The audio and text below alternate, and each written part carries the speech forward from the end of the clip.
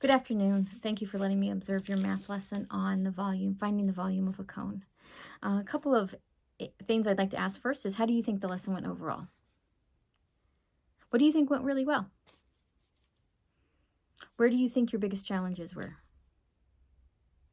I agree. Let's dive in a little bit deeper. There were 3 areas that I thought that you did really well, and that was establishing rapport. You opened up your lesson with a hook with the volume equals pizza. I thought that was great. The second area that I thought was really great was the use of I can statements. In those I can statements, the students really associate with those and can relate to those types of statements. And then the third thing is the use of breakout rooms and allowing students to choose based on their own assessment of their own ability to solve those problems of which breakout room to go to. There were 3 growth areas that I think we need to really focus on for future lessons.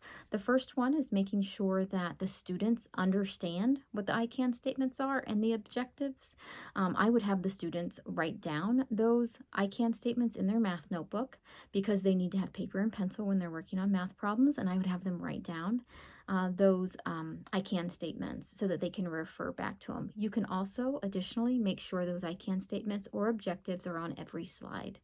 I also noticed, and this is kind of a side note, that your math standard was printed in a very small font, so let's increase that. And you can also go over that with the students, making sure they understand. The second area of growth is that vocabulary slide. I think it's very important that if this is new content, that you go over that vocabulary slide, making sure that the students understand the vocabulary they're going to need to master that lesson and that content. If it is a review, then this is a great area to throw in a tech tool like a Nearpod or a Flipgrid so that you can assess students' knowledge of that vocabulary. Going into the actual practice of the problems, I really like how you stopped in the middle of practicing a problem and let the students assist you. I think a better method would be to do an entire problem yourself, going through the steps very clearly, making sure students are writing down those steps and following along.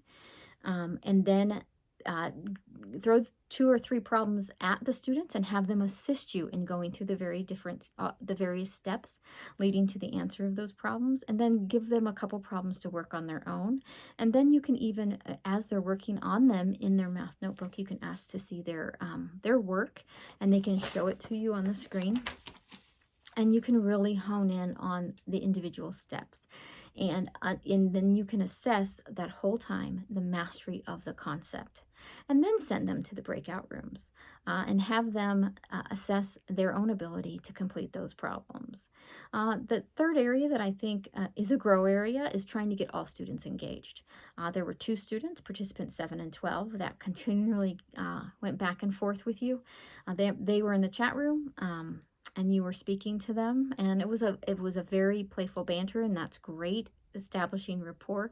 But what about those other 11 students? We need to get them engaged, and I think that you can use some technology tools to do that. What are your thoughts about that?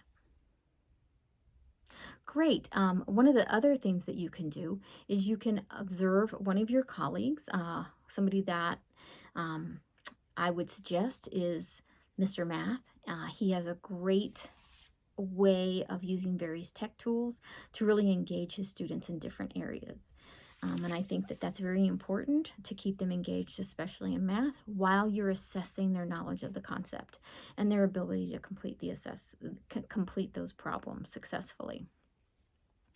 I think that the overall lesson was pretty good. I think it went by very fast. I think you can slow down and focus on those growth areas. So what's your biggest takeaway from this feedback?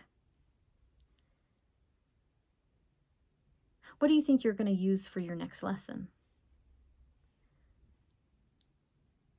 And how can I support you more? Thank you very much for your time, and I look forward to speaking with you again and observing another lesson. At any time I can come in and observe, and we can go through this different feedback and see how you're doing. I'm here to support you. Thank you.